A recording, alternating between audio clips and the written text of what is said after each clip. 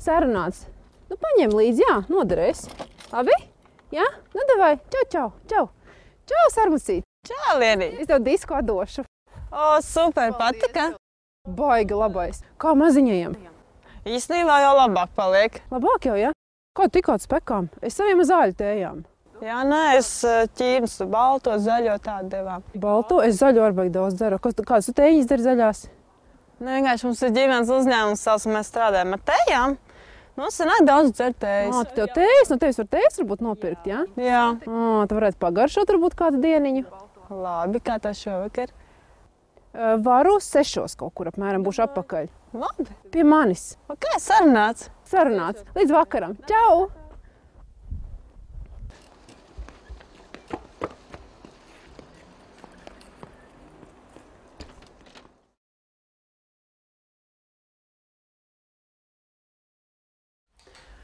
Oi, Sarmī, cik labi, ka tu atnāc. Tiešām visu dienās tēju dzērusi. Mēs arī iedzersim.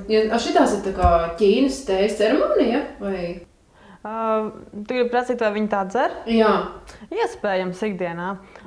Protams, ceremonijā viņi, tā ir tā kā filozofija, kur cilvēks relaksējās. Jā. Iet varbūt sevi, izbaudot to visu procesu. Bet šodien es parādīšu, kā var dzert labu tēju, baramo tēju, arī pareizi pagatavot viņu. Ļoti steidzīgi, piemēram, cilvēki. Es parasti esmu no krūzēm tā kā dzeru. Kas tie tādi ir tādas trauciņi? Tas ir pijāls. Jā, dzersim šoreiz no šīm pijālām. Kāpēc maziņas? Kāpēc tik maziņas, jā? Īstenībā, nepavēl ķīnieši ir izdomājuši no tādiem maziem smalkiem traukiem, lai izbaudītu tējas patieso garšu un aromātu. Jā? Varētu arī līdz ar to tēju arī dzert no optimālas temperatūras uzreiz. Cilvēki, kas arī varbūt uzstātos par savu figūru, vismaz neiztēpa kuņģi, tas arī būtiski, jo no lielām krūzēm nevar nekad izbaudīt to dzērienu, viņa garšu, aromātu. Un visu to daudzumu uzreiz sevi ielēja, un tas arī viss. Tu teici, tās tējas ļoti labas ir. Ar ko viņas ir tādas labas? Es nezinu, es parasti pērkas, jo viņas tā, jā, šī smarža ir, normāli garša ir. Kāpēc viņas labas skaitās? Pirmām kārtām laba, augstsvērtīga tēja skaitās tad, ja viņa tiek vākta ar rokām. Un šī ir tā kā rokām vākta, ja? Jā, nekad nevarēs sacensties tēja, kuru tiek mehāniski vākta. Jo visvērtīgākās lapiņas krūmam, tējas krūmam ir pumpuriņš un vēl 3 lapiņas. 4 varētu. Jā, šodien dzersim balto tēju, vēlāk arī puērtēju melno. Tātad, tā kā baltajai tējai izmanto parasti vienu pumpuriņu vai pumpuriņu vienu lapiņu jaunāko, tad to var tikai izdarīt tikai rokām vācot tēju. Mehāniski tas vienkārši nav iespējams. Jo kas zemākas lapiņas aug, viņas jau ir ļoti maz vērtīgās vielas un antioksidanti, un sīvākas, rupjākas un tā tālāk. Labi. Es pasāstīšu, katrai tējai ir sava temperatūra aptuvenā. Tas vai grūti mājās padot temperatūru dabūt vispār? Jā, tik traki. Baltajām un dzeltenajām tējām ir aptuveni no ļoti delikātām tējām, kurām ir smalkas lapiņas, ir no 70 grādu līdz no 80, 75 tāda optimāla. Savukārt zaļai no 80, 85, bet oolongu sarkanajām melnajām tējām 90, 95 grādi. Jā, jo lai tajā karstajā ūdenī nepazaudētu visas vērtīgās vielas. Tālūk. Mēs tagad taisīsim balto tēju. Aptuveni 75 grādi. Ideālajā variantā, protams, ja ir tāds termometrs. Jā, bet ja nav tās termometrs, piemēram, tad, piemēram, ūdeni nedrīkst uzvārīt tā, ka viņš sāk mutuļot līdz 100 grādiem, jo tad tas jau ir miris ūdens, nedzīvs. Lūk, tagad sākās jau pirmie baltie tādi burbulīši. Jā, pirmais burbulis, nu, tad uzreiz slēdz ārā. Baltie tēja no aptuveni kāds 3 minūtes var paturēt. Tik maz? Nu, nē, es domāju, lai... Cik ilgi vispār tēja var turēt? Es domāju, ūdeni, lai padziest.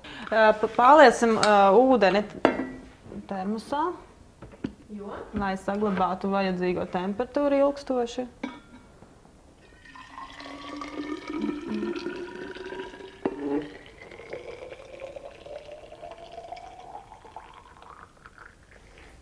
Kā tās tējas labāk viņam uzglabāt ir?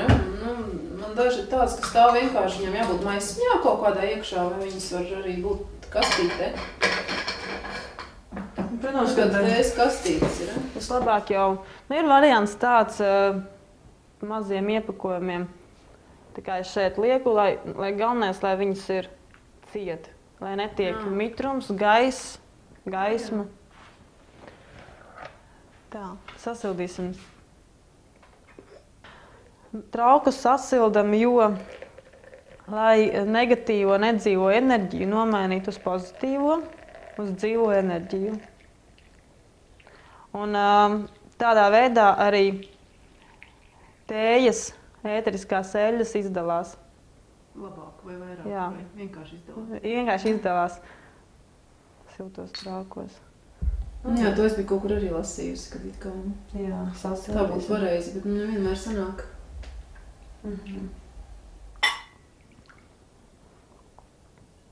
Protams, ja to dara no rīta, jāskrien uz darbu, to visu var daudz vienkāršāk, vēl daudz vienkāršāk un daudz ātrāk izdarīt. Tātad baltā tēja, sudrabadatas. Protams, ka parasti jau... Šī tā baltā tēja? Jā, šī. Ir vēl atsevišķi demonstrācijas trauki un vēl kaut kas. Tā kā no rīta. Cik daudz jāņem tēja, piemēram, ja vienam cilvēkam? Aptuveni 2 grami varamās tējas uz 100 ml ūdens. Tā kā šīs... Tā kā viena tējkarota ir kaudzīta, ja? Jā.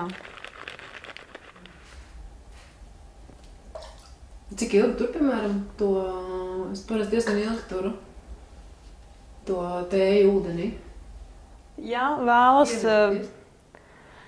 Ir tā, piemēram, ja vajag enerģiju no rīta, ja cenšās aizvietot kafiju ar tēju, dēļ kofeīna, jā? Nu jā, stiprāk tēja droši. Jā. Tā. Vienkārši patur līdz pusminūtei. Nav tik maz, bet tik ātri, es prasu kaut kādas minūtes notur, jo tā zāļu tējām vispār rakstīts, tur jāvāra viņas un jāņem, tad šitās tik ātri. Jā, līdz pusminūtei tad izdalās kofeīns. Ja vēlas nomienošu efektu, tad ilgāk. Jo tādā veidā tējas katehīna nomāc kofeīnu.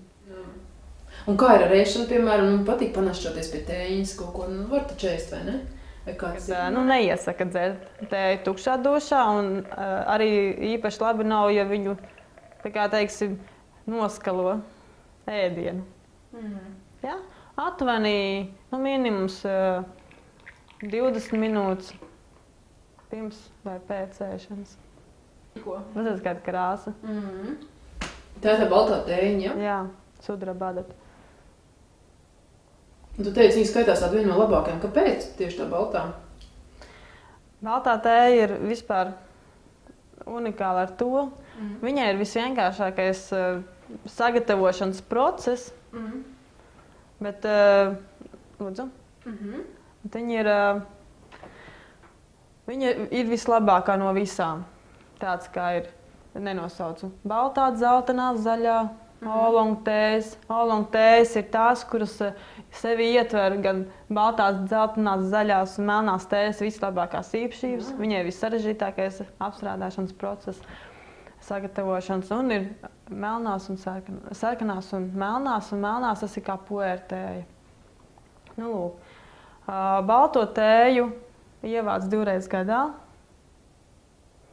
Tikai, jā, un ir reizēm pat tādi, varbūt dēļ laika apstākļiem, kas nedara, pat neievāc šo tēju, tādēļ viņa ir arī ļoti reta. Nu, lūk, labu tēju var uzliekt 6 reizes un vairāk. Jo es parasti pirmo metu ārā visus tos, man liekas, tad nav vairs jēga. Slikti. Jā, jo, nē, nu, labu tēju var vairākas reizes uzliekt. Nu, pirms, tā ir gaumas lieta. Dzer, kamēr apnīk. Protams, ka pirmajā reizē viņa izvelk visvairāk dabūna tās vērtīgās vielas visvairāk, un no katra uzdevuma tā kā mazāk. Tu teici, bērniem devuši tās tējas, vai viņas arī tā kā ārstēja? Protams, tēja vispār pirmajā vietā pasaulē, kurai visvairāk visdabīgi antioksidanti. Zaļie, ja? Vispār tēja, jā, Camellia sinensis. Nu, protams, vairāk tā ir baltā tēja. Pēc tam otrā vietā ir ķiploks. Bet, ja tā jāiet cilvēkos, tā ir kā ir. Vakarā ķiploks virs tēja? Jā, es arī tā iedomājos. Jā, es pagaršīgi tad viegli tāda. Jā. Nav, zini, kas viņai parasti zaļo tēju, ka dzer viņai tāds bišķiņas sīvums paliek. Nu, kā tas ir? Bet šī tēja tā nav. Nu, labas kvalitātes tējām nevajadzētu būt sīvumam, jā. Rūgtumiņš var būt, bet viņš tā kā uznāk, un tad aiziet tā viegli. Nav tāds ilgstošs. Šī tēja to nejūt, tā kā vieglāk tā. Jā. Nu, ko? Šitā bija ļoti garšīga tējiņa. Tad to melno tagad dzersim, ja? Tagad es uztaisīšu puēru. Uzreiz tādas uzvārījās ūdens. Šitā tēja tā kā jāvāra, ja? Nu, redz, viņa galvenais, lai nav 100 grādi. Uzvārījām no 90 līdz 97, no 95 līdz 97 grādi. Uzreiz ielējam. Jā. Tā. Šī tēja tu uzlējums var taisīt vairākas, ja? Tāpat kā arī, jā, gaumas lieta. Cik ir tik taisa? Nu, es pati taisu vienmēr tējai vismaz 6. Nu, 5 līdz 6, jā. Tā sanāk. Šī tēja ir ļoti laba cilvēkiem tiešām, kuri grib bišku svaru, nu, tā kā mazāk dabūt, jo, nu, viņa ļoti labi palīdz. Jā, jo, nu, regulē tur kuņģi. Nu, tā kā zaļā vairāk garšo, bet melno droši vien, ka no rīta jau var. Nu, no rīta, jā, var kafijas ietā. Cik stipru viņu grib, tas tā kā... Arī, jā, ja cilvēks grib stiprāku, viņš ieber vairāk, ja grib vājāku, jebkuru tēju, tad viņš ieber mazāk. Arī varbūt to laiku netur varbūt tik ilgi, vai ne? Nu, ja... Nu, jā, arī. Tās, uzreiz aplējam. Turam augstāk, lai ūdens ar skābekli sajaucās.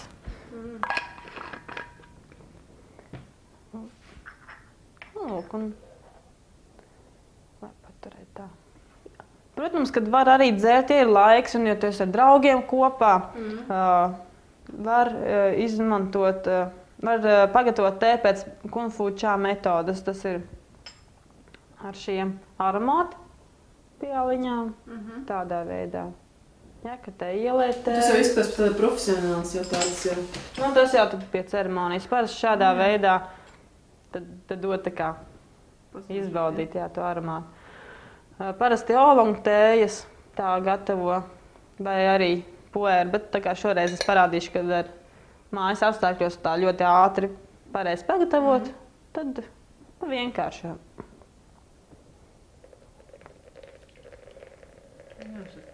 Jā, protams.